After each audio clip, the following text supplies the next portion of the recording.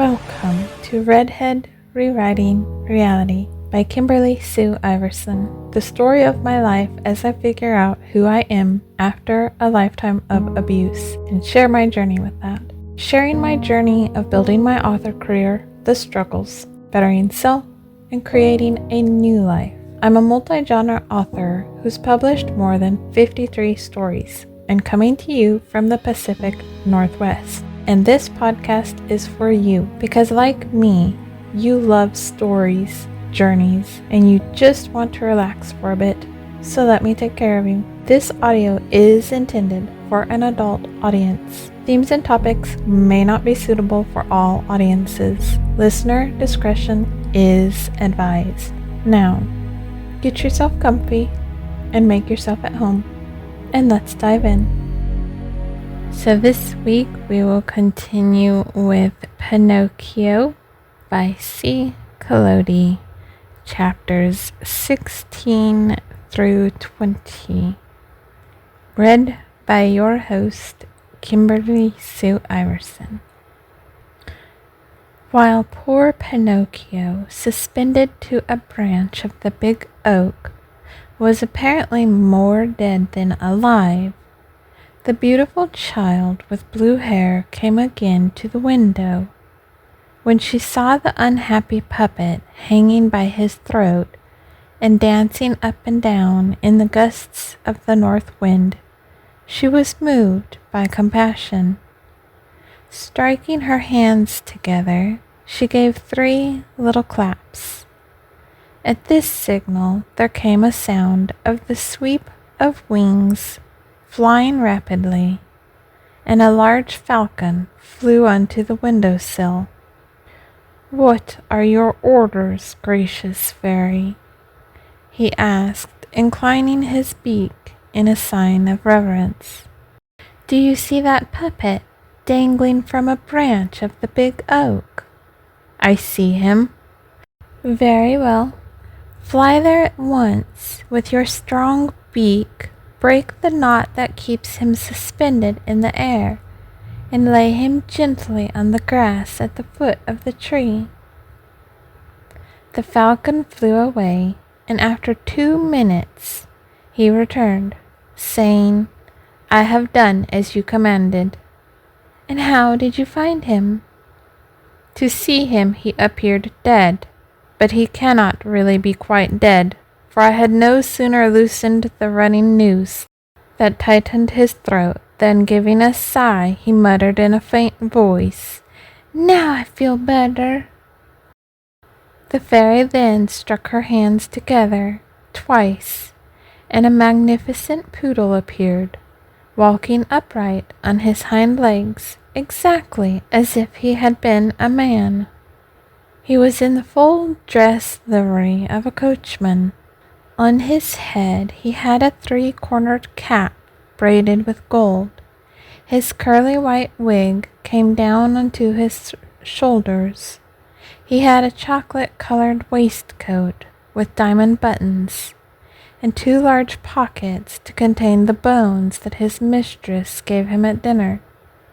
He had, besides, a pair of short crimson velvet breeches, silk stockings, cut-down shoes, and hanging behind him a species of umbrella case made of blue satin to put his tail into when the weather was rainy. "Be quick, Medoro, like a good dog," said the fairy to the poodle. "Have the most beautiful carriage in my coach-house harnessed and take the road to the wood. When you come to the big oak, you will find a poor puppet stretched on the grass half dead.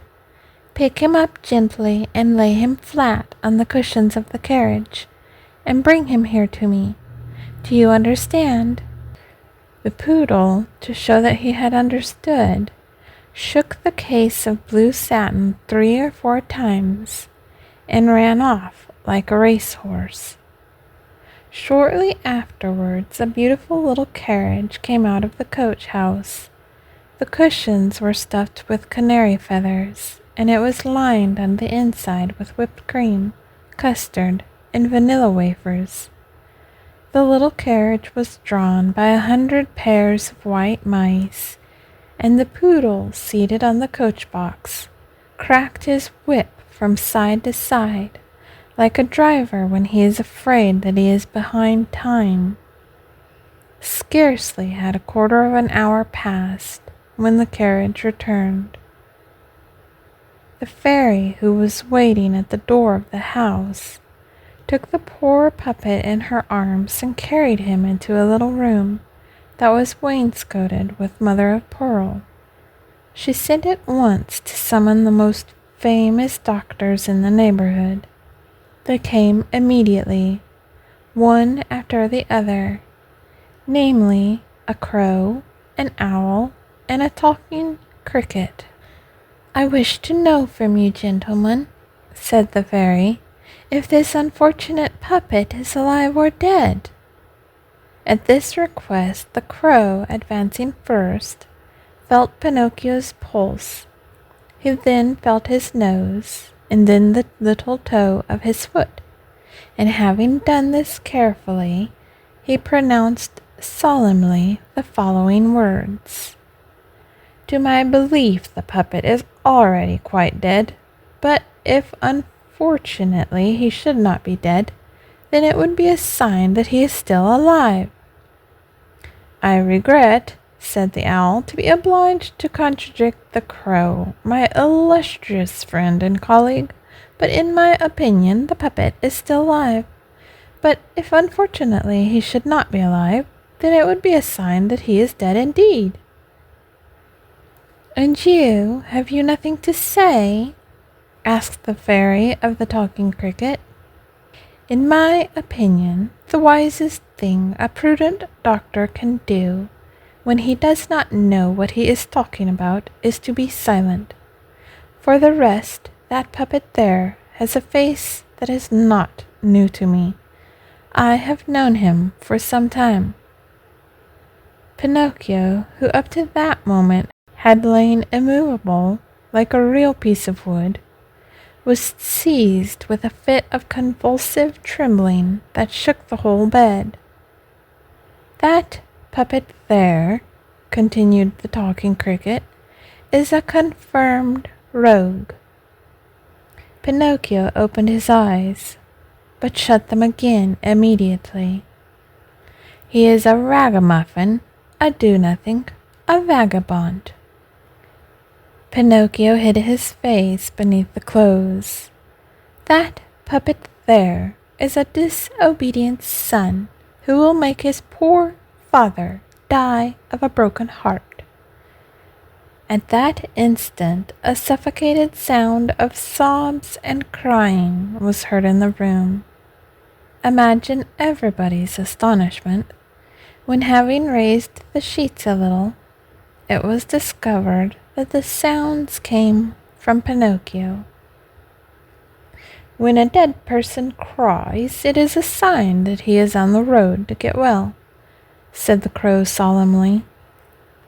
"I grieve to contradict my illustrious friend and colleague," added the owl, "but for me, when the dead person cries, it is a sign that he is sorry to die." Chapter 17. Pinocchio will not take his medicine. As soon as the three doctors had left the room, the fairy approached Pinocchio, and having touched his forehead, she perceived that he was in a high fever. She therefore dissolved a certain white powder in half a tumbler of water, and offering it to the puppet, she said to him lovingly, "Drink it, and in a few days you will be cured." Pinocchio looked at the tumbler, made a wry face, and then asked in a plaintive voice, "Is it sweet or bitter?" "It is bitter, but it will do you good." "If it is bitter, I will not take it." "Listen to me. Drink it." "I don't like anything bitter." "Drink it, and when you have drunk it, I will give you a lump of sugar to take away the taste." "Where is the lump of sugar?" "Here it is," said the fairy, taking a piece from a gold sugar basin. "Give me first a lump of sugar, and then I will drink that bad bitter water. Do you promise me?" "Yes." The fairy gave him the sugar, and Pinocchio, having crunched it up and swallowed it in a second, said, licking his lips, "It would be a fine thing if sugar were medicine. I would take it every day." "Now keep your promise and drink these few drops of water, which will restore you to health." Pinocchio took the tumbler unwillingly in his hand and put the point of his nose to it. He then approached it to his lips. He then again put his nose to it and at last said, "It is too bitter, too bitter. I cannot drink it." "How can you tell that when you have not even tasted it?" "I can imagine it. I know it from the smell. I want first another lump of sugar, and then I will drink it." The fairy then, with all the patience of a good mamma, put another lump of sugar in his mouth, and again presented the tumbler to him. "I cannot drink it so," said the puppet, making 1,000 grimaces. "Why?" "Because that pillow that is down there on my feet bothers me." The fairy removed the pillow. "It is useless. Even so, I cannot drink it." "What is the matter now?" "The door of the room, which is half open, bothers me." The fairy went and closed the door. "In short," cried Pinocchio, bursting into tears, "I will not drink that bitter water. No, no, no." "My boy, you will repent it. I don't care. Your illness is serious. I don't care. The fever in a few hours will carry you into the other world. I don't care. Are you not afraid of death?" "I am not in the least afraid. I would rather die than drink that bitter medicine." At that moment the door of the room flew open, and 4 rabbits as black as ink entered, carrying on their shoulders a little bier. "What do you want with me?" cried Pinocchio, sitting up in bed in a great fright.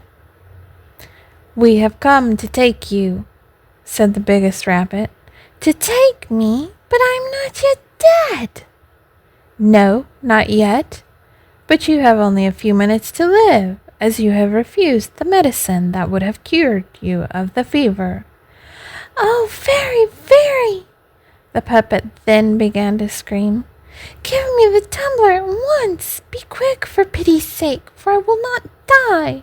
No, I will not die." And taking the tumbler in both hands, he emptied it at a gulp. "We must have patience," said the rabbits. "This time we have made our journey in vain." And taking the little bier again on their shoulders, they left the room, grumbling and murmuring between their teeth. In fact, a few minutes afterwards, Pinocchio jumped down from the bed quite well, because wooden puppets have the privilege of being seldom ill and of being cured very quickly.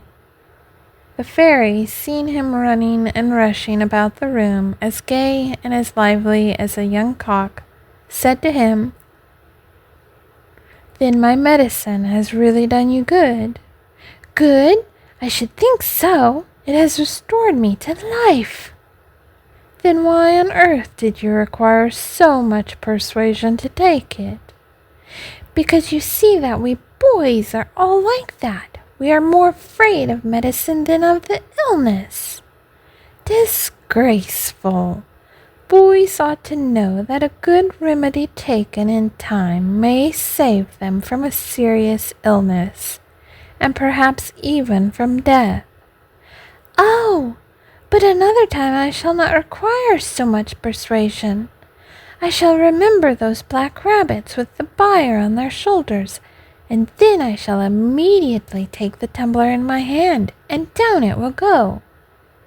Now come here and tell me how it came about that you fell into the hands of those assassins."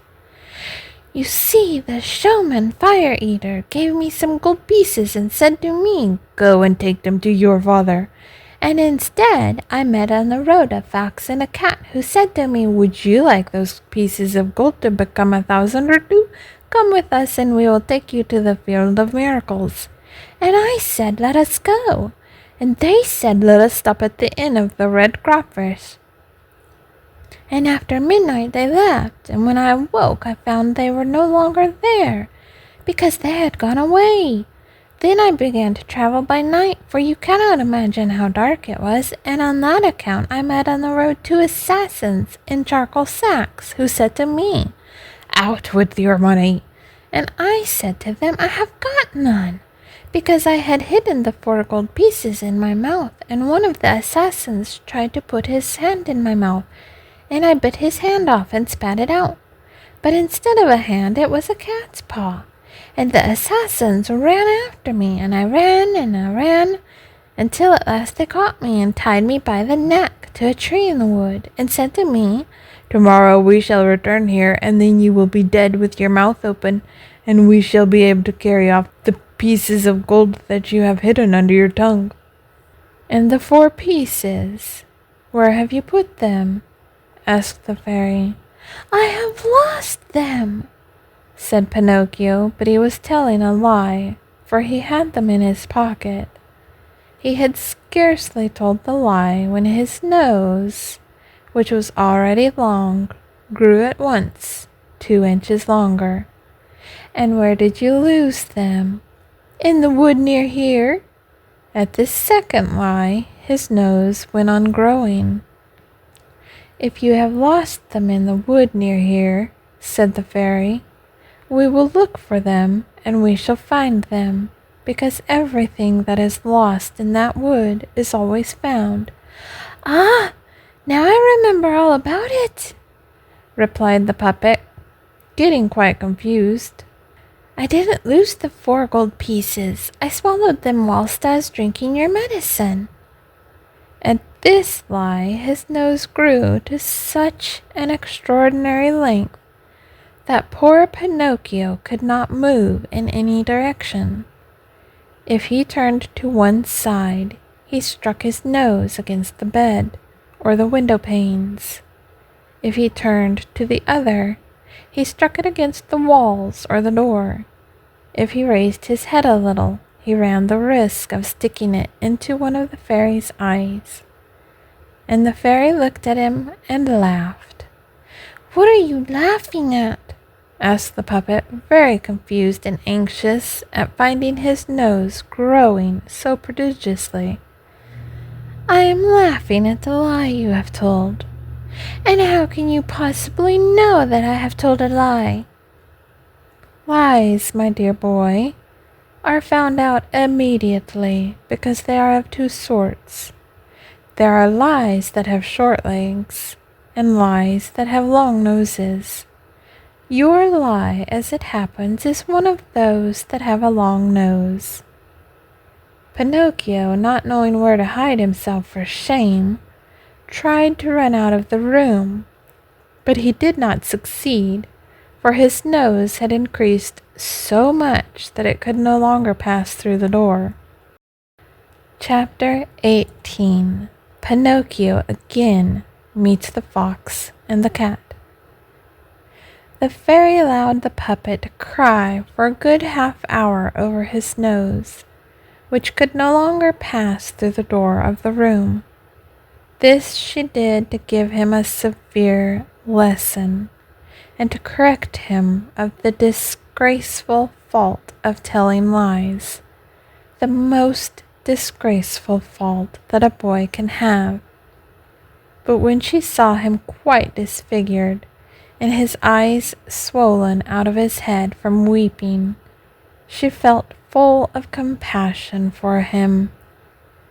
She therefore beat her hands together, and at that signal 1,000 large birds, called woodpeckers, flew in at the window. They immediately perched on Pinocchio's nose and began to peck at it with such zeal that in a few minutes his enormous and ridiculous nose was reduced to its usual dimensions. "What a good fairy you are," said the puppet, drying his eyes, "and how much I love you." "I love you also," answered the fairy, "and if you will remain with me, you shall be my little brother, and I will be your good little sister." "I would remain willingly if it were not for my poor papa." "I have thought of everything. I have already let your father know, and he will be here tonight." "Really?" shouted Pinocchio, jumping for joy. "Then, little fairy, if you consent, I should like to go and meet him. I am so anxious to give a kiss to that poor old man who has suffered so much on my account that I am counting the minutes." "Go then, but be careful not to lose yourself. Take the road through the wood, and I am sure that you will meet him." Pinocchio set out, and as soon as he was in the wood, he began to run like a kid. But when he had reached a certain spot, almost in front of the big oak, he stopped, because he thought he heard people amongst the bushes. In fact, 2 persons came out onto the road. Can you guess who they were? His 2 traveling companions, the fox and the cat, with whom he had supped at the inn of the Red Crawfish. "Why, here is our dear Pinocchio!" cried the fox, kissing and embracing him. "How came you to be here?" "How come you to be here?" repeated the cat. "It is a long story," answered the puppet, "which I will tell you when I have time. But do you know that the other night when you left me alone at the inn, I met with assassins on the road?"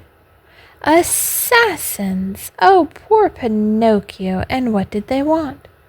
"They wanted to rob me of my gold pieces." "Villains!" said the fox. "Infamous villains!" repeated the cat. "But I ran away from them," continued the puppet, "and they followed me, and at last they overtook me and hung me to a branch of that oak tree." And Pinocchio pointed to the big oak, which was 2 steps from them. "It is possible to hear of anything more dreadful." "Is it possible to hear of anything more dreadful?" said the fox. "In what a world we are condemned to live! Where can respectable people like us find a safe refuge?" Whilst they were talking, Pinocchio observed that the cat was lame on her front right leg, for in fact she had lost her paw with all its claws. He therefore asked her, "What have you done with your paw?" The cat tried to answer, but became confused. Therefore the fox said immediately, "My friend is too modest, and that is why she doesn't speak. I will answer for her. I must tell you that an hour ago we met an old wolf on the road, almost fainting from want of food, who asked alms of us. Not having so much as a fish bone to give him, what did my friend, who has really the heart of a Caesar, do? She bit off one of her forepaws and threw it to that poor beast, that he might appease his hunger." And the fox, in relating this, dried a tear. Pinocchio was also touched, and approaching the cat, he whispered into her ear, "If all cats resembled you, how fortunate the mice would be!" "And now what are you doing here?" asked the fox of the puppet. "I am waiting for my papa, whom I expect to arrive any moment." "Whom I expect to arrive every moment." "And your gold pieces?" "I have got them in my pocket, all but one that I spent at the inn of the Red Crawfish." And to think that instead of 4 pieces by tomorrow they might become 1 or 2,000. Why do you not listen to my advice?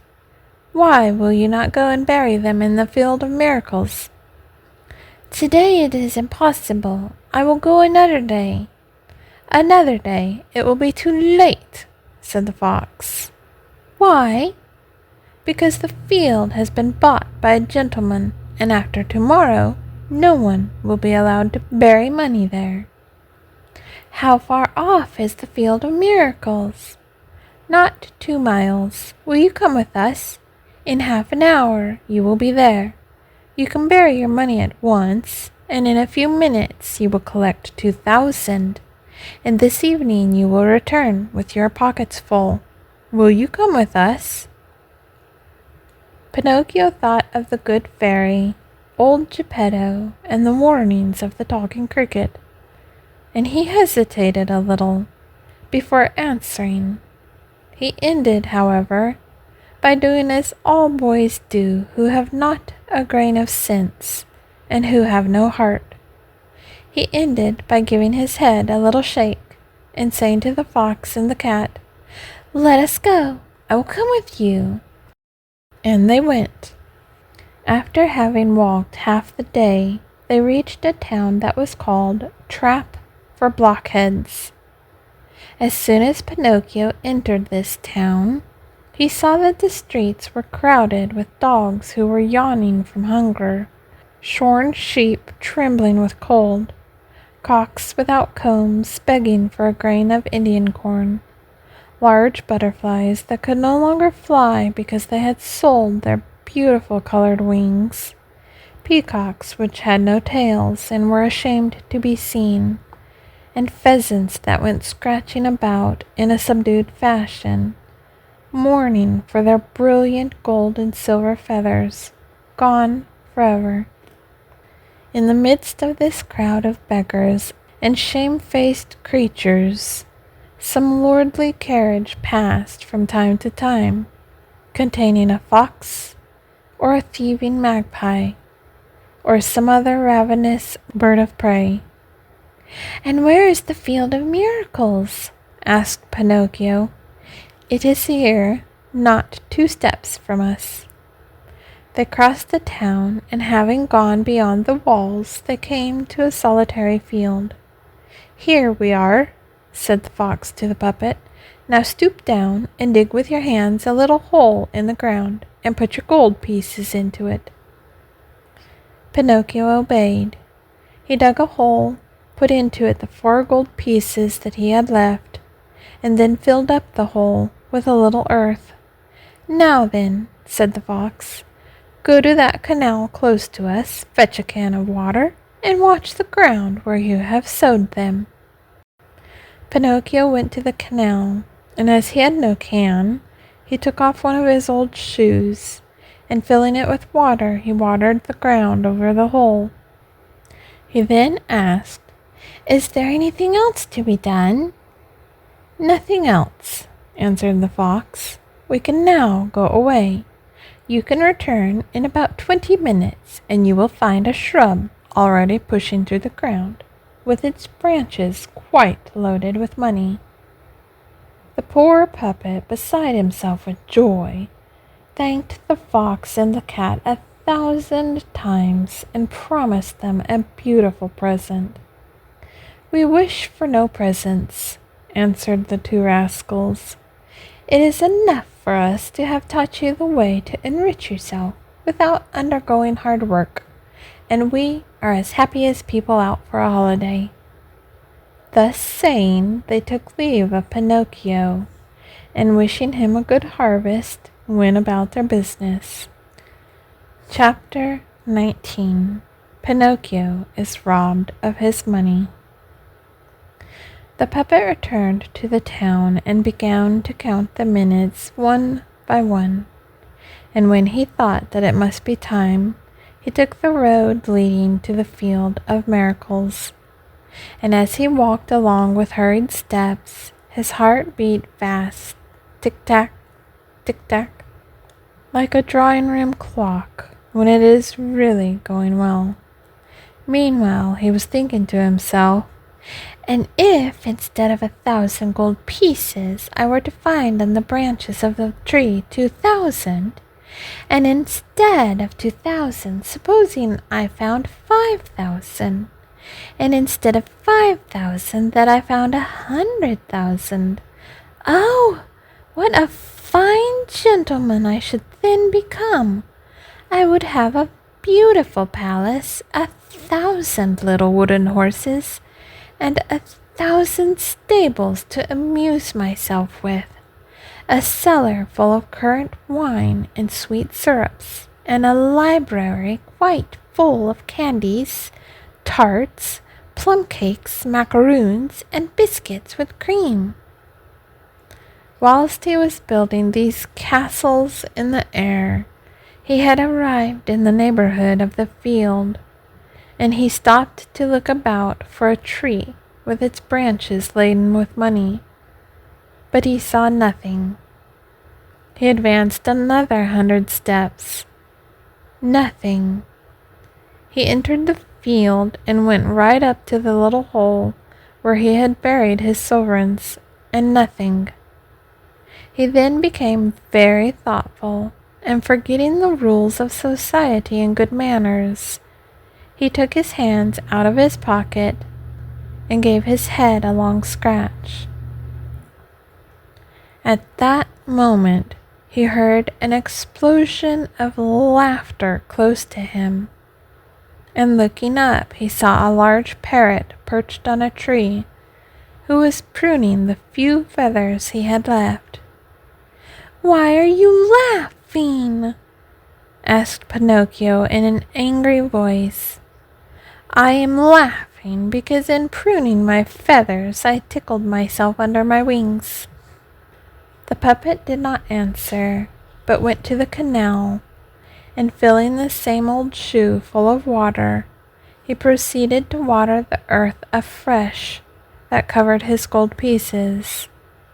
While he was thus occupied, another laugh, still more impertinent than the first, rang out in the silence of that solitary place. "Once for all," shouted Pinocchio in rage, "may I know, you ill-educated parrot, what you are laughing at?" "I am laughing at those simpletons who believe in all the foolish things that are told them, and who allow themselves to be entrapped by those who are more cunning than they are." "Are you perhaps speaking of me?" "Yes, I am speaking of you, poor Pinocchio. Of you who are simple enough to believe that money can be sown and gathered in fields in the same way as beans and gourds. I also believed it once, and today I am suffering for it. Today, but it is too late. I have at last learned that to put a few pennies honestly together, it is necessary to know how to earn them, either by the work of our own hands or by the cleverness of our brains." "I don't understand you," said the puppet, who was already trembling with fear. "Have patience, I will explain myself better," rejoined the parrot. "You must know then that while you were in the town, the fox and the cat returned to the field. They took the buried money and then fled like the wind. And now he that catches them will be clever." Pinocchio remained with his mouth open, and not choosing to believe the parrot's words, he began with his hands and nails to dig up the earth that he had watered. Pinocchio remained with his mouth open, and not choosing to believe the parrot's words, he began with his hands and nails to dig up the earth that he had watered. And he dug and dug and dug, and made such a deep hole that a rick of straw might have stood upright in it, but the money was no longer there. He rushed back to the town in a state of desperation, and went at once to the courts of justice to denounce the two knaves who had robbed him to the judge. The judge was a big ape of the gorilla tribe, an old ape respectable for his age, his white beard, but especially for his gold spectacles without glasses that he was always obliged to wear, an account of an inflammation of the eyes that had tormented him for many years. The judge was a big ape of the gorilla tribe, an old ape respectable for his age, his white beard, but especially for his gold spectacles without glasses that he was always obliged to wear, on account of an inflammation of the eyes that had tormented him for many years. Pinocchio related in the presence of the judge all the particulars of the infamous fraud of which he had been the victim. He gave the names, the surnames, and other details of the two rascals, and ended by demanding justice. The judge listened with great benignity, took a lively interest in the story, was much touched and moved, and when the puppet had nothing further to say, he stretched out his hand and rang a bell. At this summons, two mastiffs immediately appeared dressed as gendarmes. The judge then, pointing to Pinocchio, said to them, "That poor devil has been robbed of 4 gold pieces.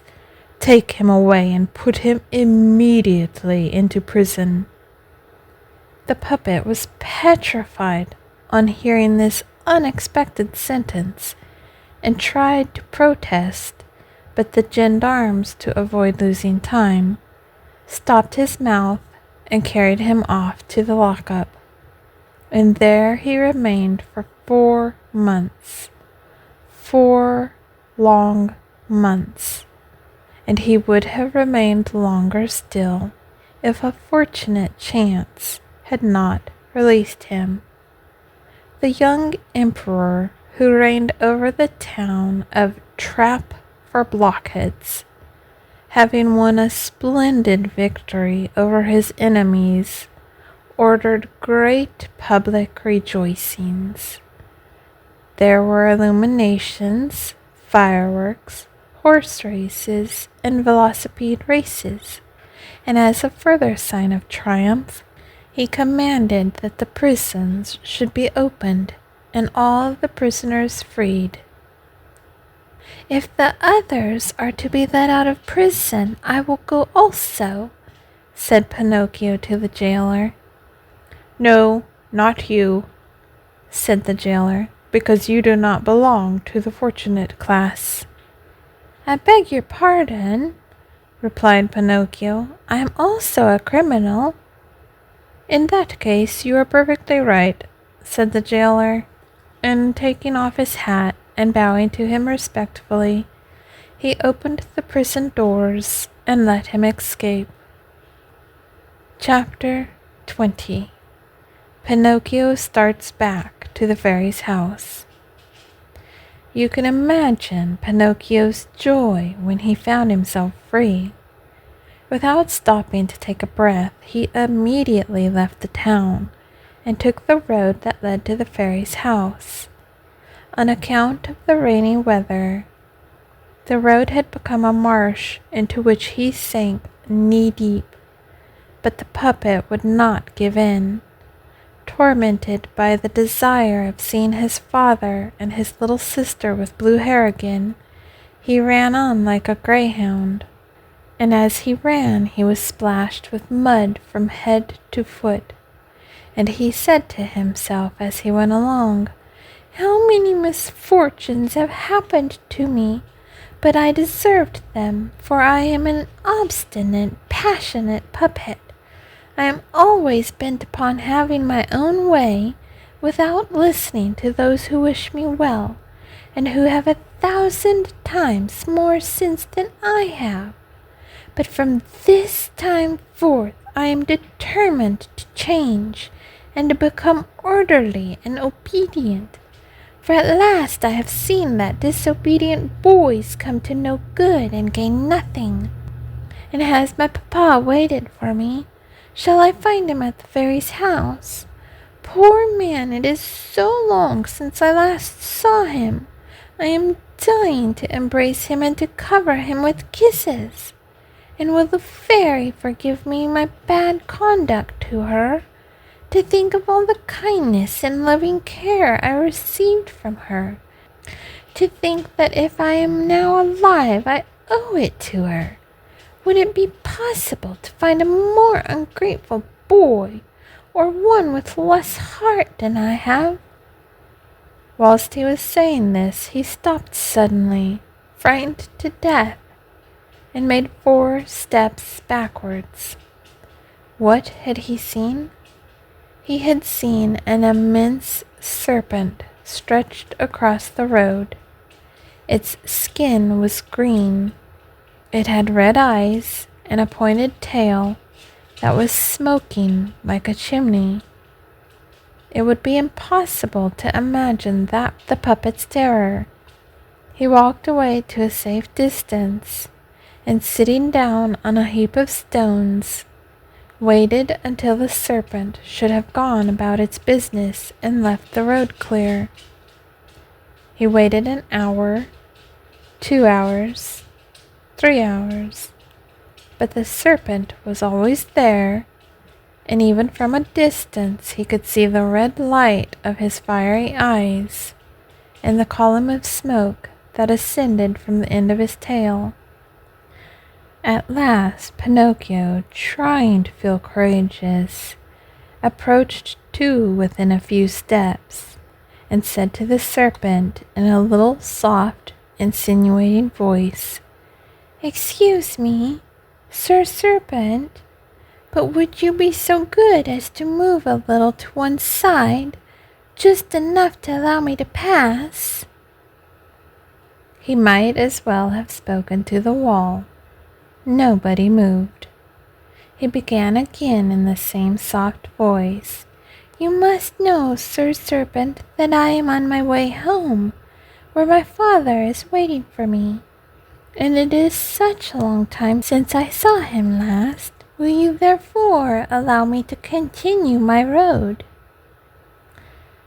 He waited for a sign in answer to this request, but there was none. In fact, the serpent, who up to that moment had been sprightly and full of life, became motionless and almost rigid.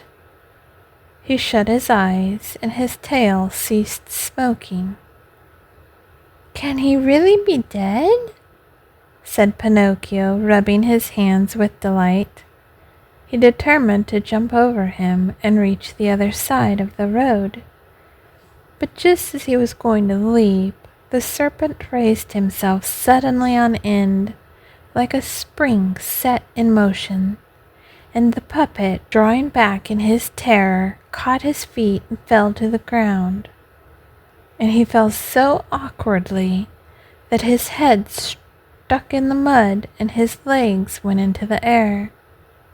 At the sight of the puppet kicking violently with his head in the mud, the serpent went into convulsions of laughter, and laughed until he broke a blood vessel in his chest and died. And that time he was really dead.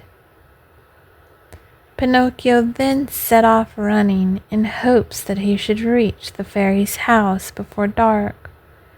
But before long he began to suffer so dreadfully from hunger that he could not bear it, and he jumped into a field by the wayside, intending to pick some bunches of muscatel grapes. Oh, that he had never done it! He had scarcely reached the vines when crack! His legs were caught between 2 cutting irons, and he became so giddy with pain that stars of every color danced before his eyes. The poor puppet had taken in a trap put there to capture some big polecats, which were the scourge of the poultry yards in the neighborhood. End of chapter 20. These were chapters 16 through 20 of Pinocchio by C. Collodi, read by your host, Kimberly Sue Iverson. More to come. Would you like to make a difference? A gift of 5, 10, 15, or more would make a huge impact on my ability to keep this podcast going for you and upgrade my equipment. With your gift, we can grow this together because I want to make this the best I can for you. And frankly, you would help so much with far more than that. You'd be helping me change my life. Give today at ko-fi.com/Kimberly Sue Iverson. That's ko-fi.com/Kimberly Sue Iverson. Your presence here matters so much to me, so thank you for being here. I am beyond grateful you chose to spend this time with me. What are your thoughts? Share with me and start a conversation. Just don't be rude about it. Remember, kings and queens, everyone is fighting battles inside nobody can see. Who are you willing to see today? And who are you willing to let see you today? I hope someone can bring a smile to you today, or you can bring a smile to someone else. If you would like the chance for your story to be read, whether it's something you wrote, a story passed down in your family, or have a suggestion on a story to read, get in touch. Stories to read at KimberlySueIverson.com. That's stories to read at KimberlySueIverson.com. If you'd like to follow my socials, I would love to have you. Don't ever hesitate to comment and say hi either. Find me under at Kimberly Sue Iverson for most sites: Instagram, Threads, Facebook, Blue Sky, and TikTok. There's also a Facebook page for Redhead Rewriting Reality. X is the only site I use Kimber Bites on. I also have a newsletter for my work. That's bit.ly/lettersfromkimberly. bit.ly/lettersfromkimberly. I always try to use the same profile picture and name no matter where I am, but you can always find my links on my link cave. That's KimberlySueIverson.com/link cave. That's LINKCAVE.